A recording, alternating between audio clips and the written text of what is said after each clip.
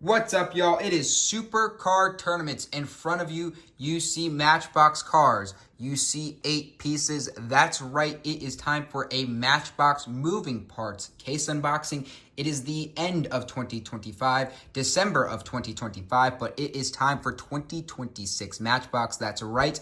This is 2026 A case. We just flew through the end of 2025. Mixes 6, 7, and 8 felt like they released back-to-back, and just a month later, at the end of the year, A-Case is rolling into hobby dealers and stores now. I have seen these hitting Target. I have not personally found them, but I have seen them posted on social media. This particular case, I bought from the usual supplier, J-Car Diecast. So without further ado, let's take a look at what A-Case has to give to us.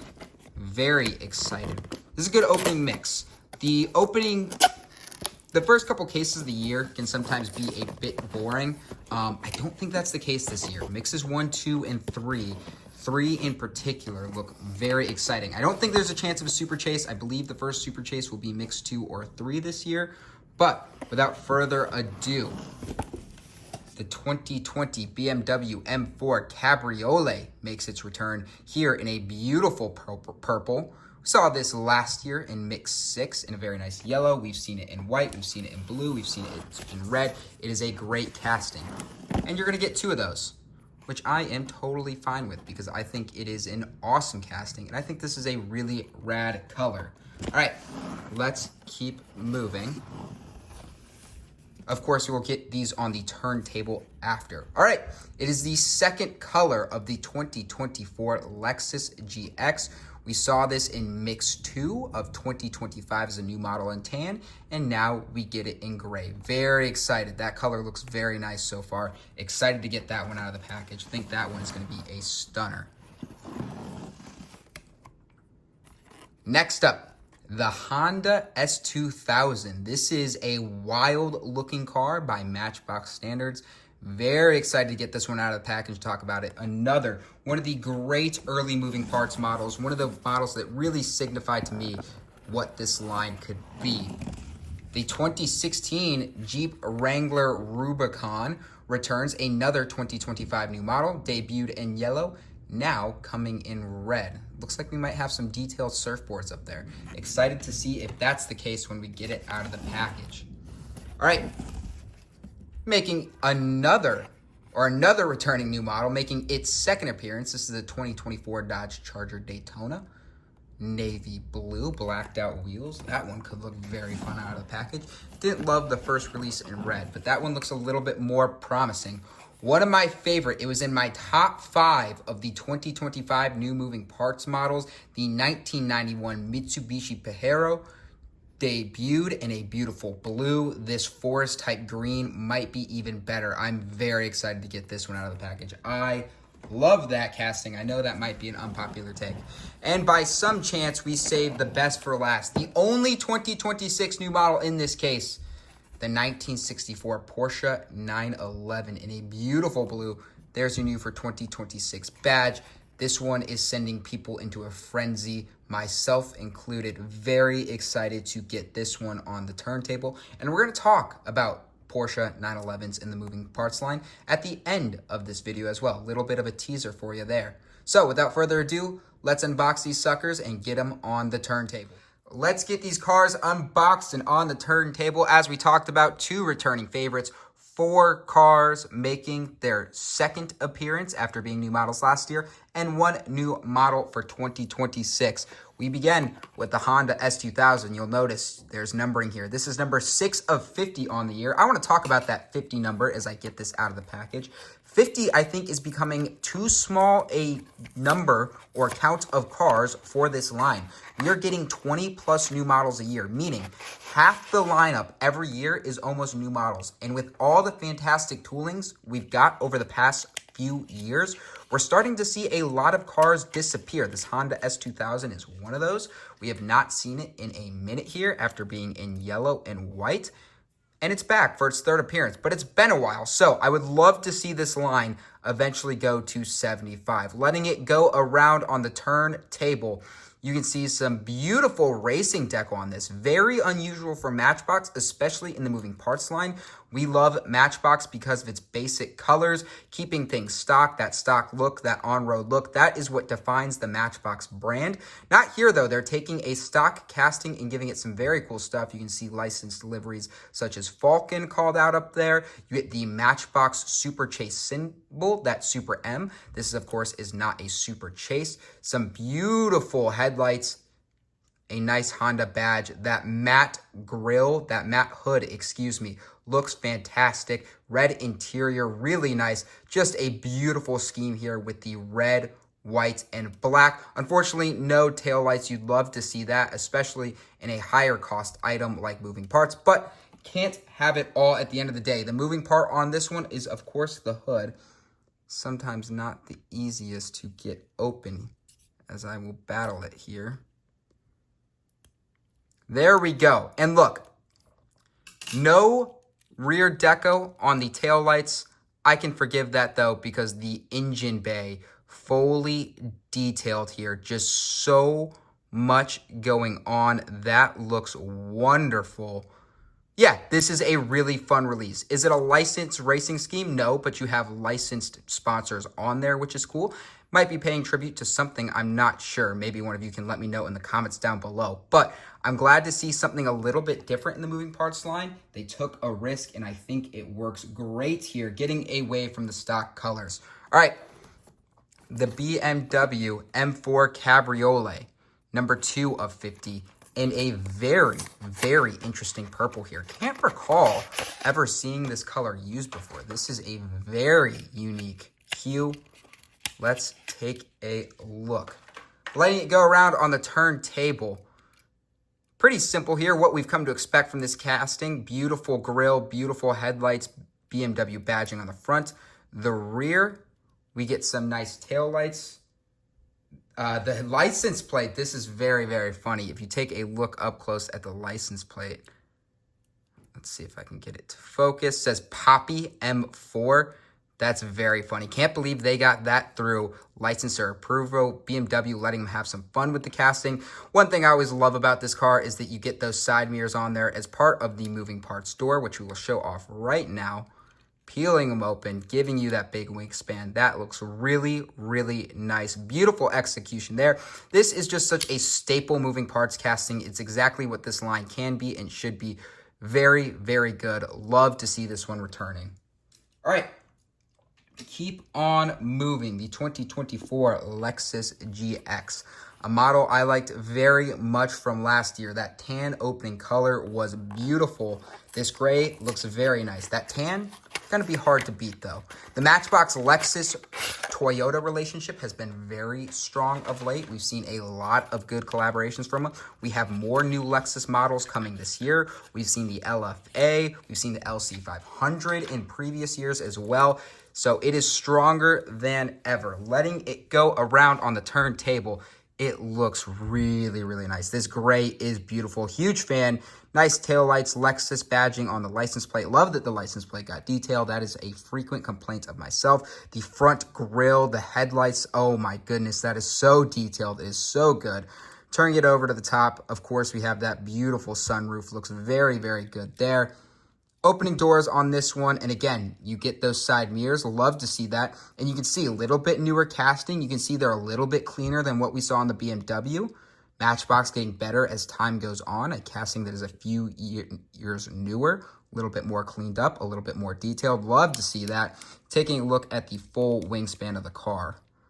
Looks very, very nice. Yeah, this one's really good. This is a moving parts model I'm very happy with. Another thing I love about the SUVs in this moving parts range is they tend to be a little bit bigger. The basics SUVs tend to be a little bit undersized than the moving parts because you have bigger packaging. You can be a little bit bigger. You have more money to work with, so you can work with more material. They feel like they're at a proper scale when you do these large SUVs in this line. Awesome. Love the Lexus. All right, one of my favorites. You don't have to understand it, but I do. I love these 90s era SUVs, true SUVs, not the monstrosities we see on the road today, like that Lexus maybe.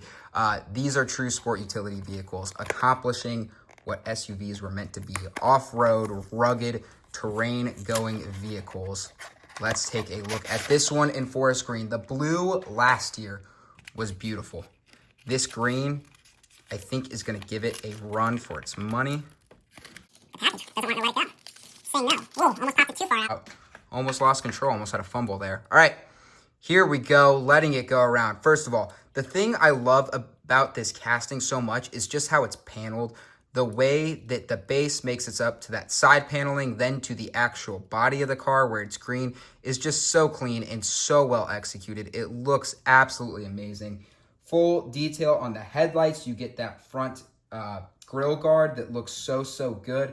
I mean, it's just fantastic. Looking at the rear, we get tail lights. It says Pajero Mitsubishi 4D56T. I'm sure that translates to something in some way. I'm sure there's a hidden message there. I don't have enough time in this video to figure it out. So if you know it, put it in the comments down below.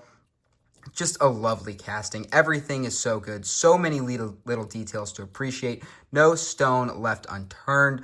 The spare tire on the rear is great.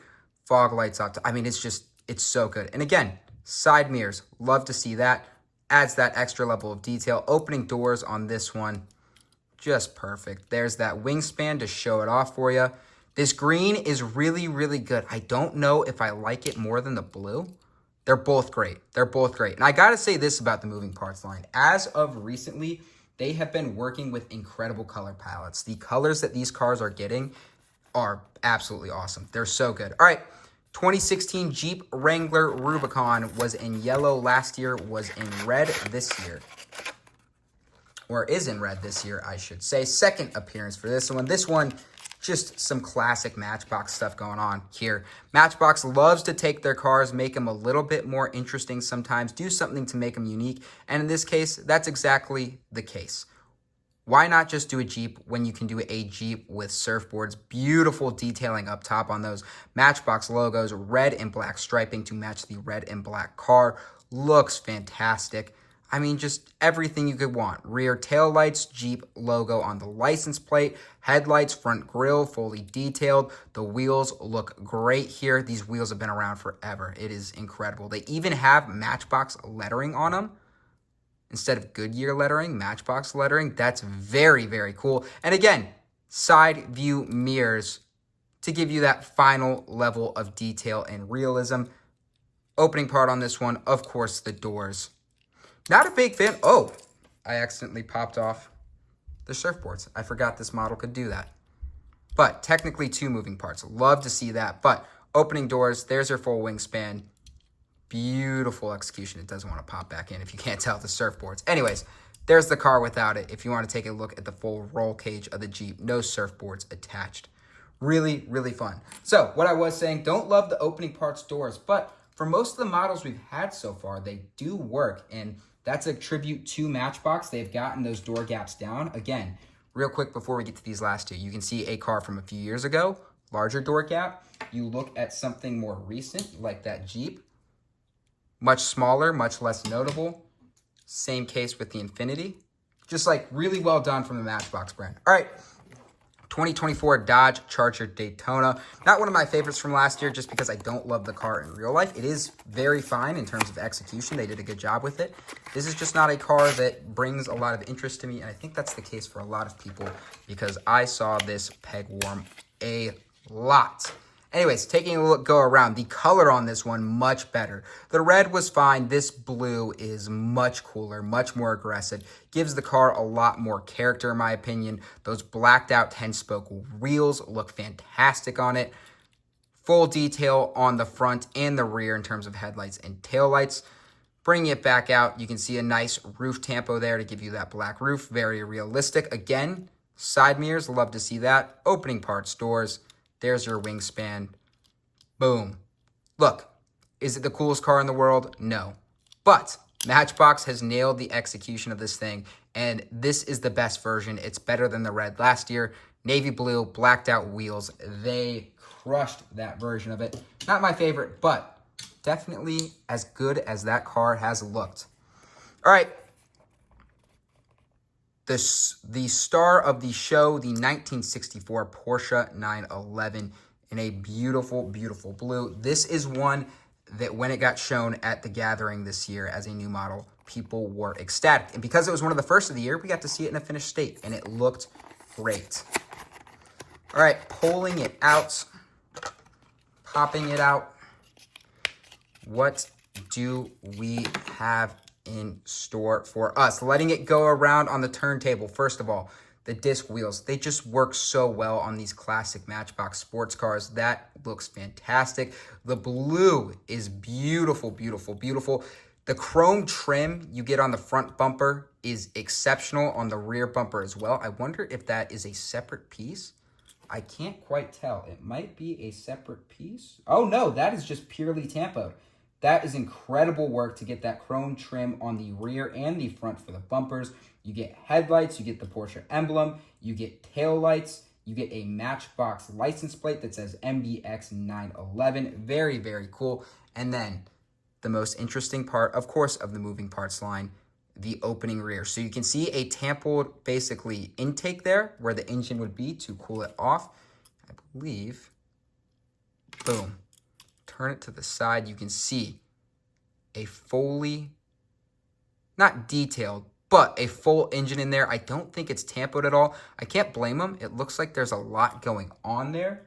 Actually, you know what? There is a little bit of tampoing it. There's not a lot of area to tampo, but there's definitely some tampoing in there to give you that full engine detail.